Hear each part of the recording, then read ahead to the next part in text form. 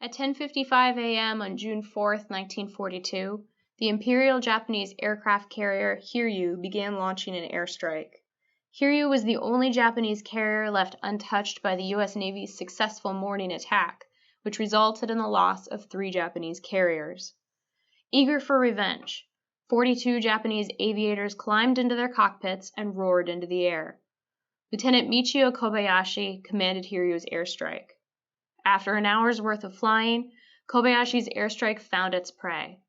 The aviators intercepted Task Force 17, which consisted of 2 cruisers, 5 destroyers, and the aircraft carrier USS Yorktown. USS Yorktown's radar picked up the Japanese airstrike when it was still 40 miles out. The U.S. Navy's fighter planes rushed to intercept.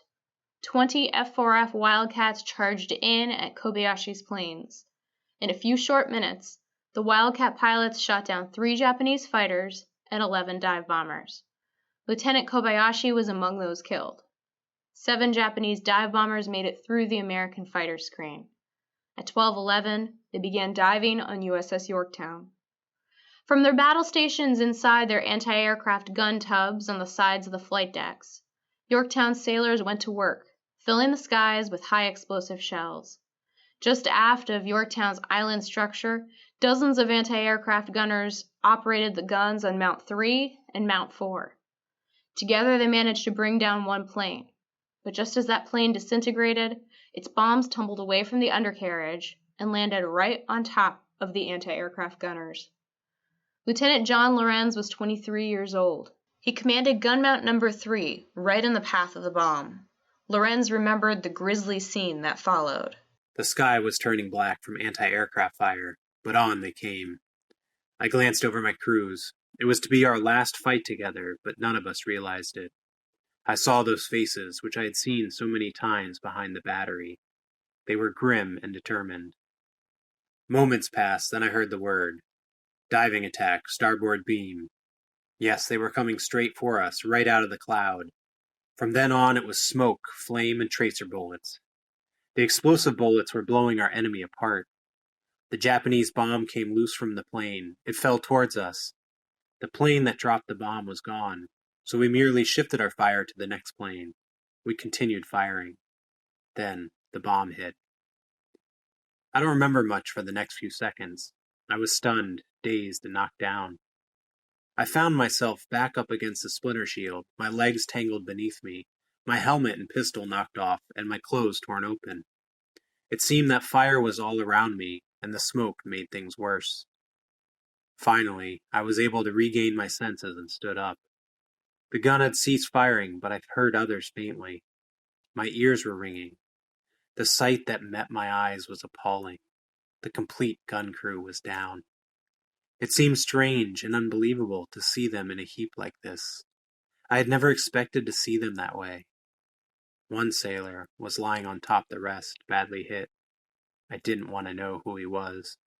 Putting up a veritable cloud of exploding shells, Yorktown's anti-aircraft gunners brought down one more Japanese dive bomber, but the other 5 released their bombs.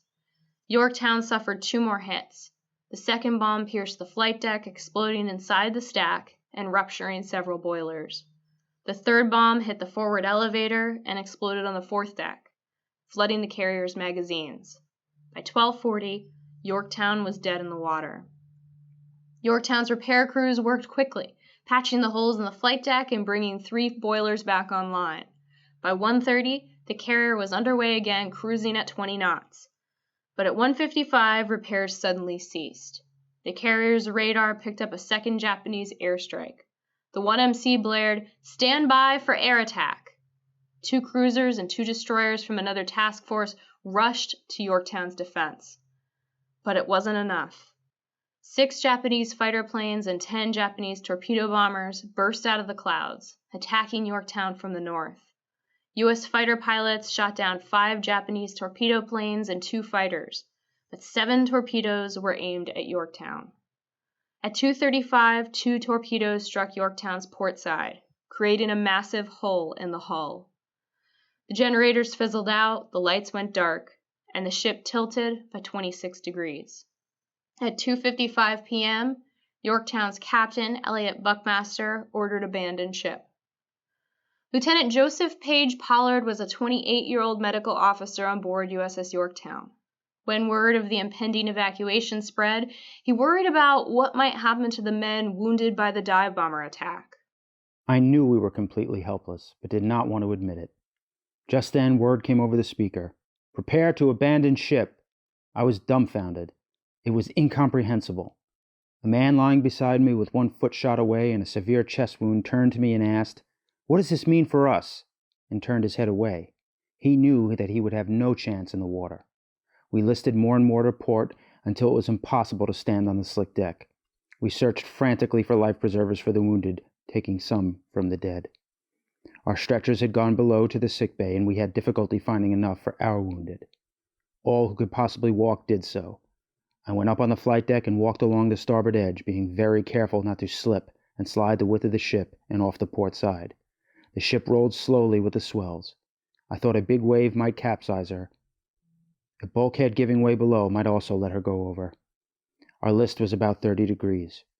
The speakers were now dead, and when word was passed to abandon ship, it did not get to me. Several life rafts were in the water, but the lines over the side were not long enough to reach the water.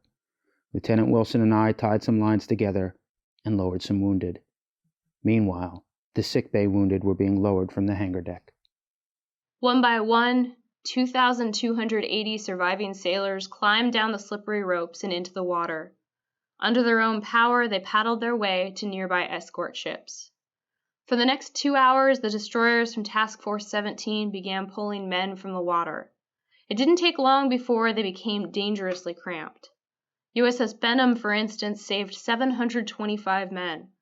Choked with additional bodies, these destroyers couldn't remain in the battle zone for much longer. The skippers began charting their way back to Pearl Harbor. Not every sailor from Yorktown made it to safety. Altogether, 54 sailors had perished during the 2 air attacks. 2 days later, Yorktown took these men to a watery grave.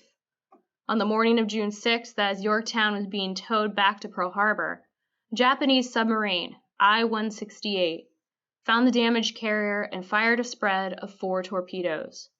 2 of them struck the starboard side amidships, opening up another massive hole. The carrier's 170-man salvage team abandoned ship as the massive carrier took on more water. Yorktown went down slowly over the next 24 hours. Finally, with a sudden rush of foam, at 7:01 a.m. on June 7th, Yorktown capsized and submerged into 16,000 feet of water. With that, one of the Navy's most fearsome weapons was lost forever. Another reminder of the high price paid by the fleet in winning the incredible victory at Midway.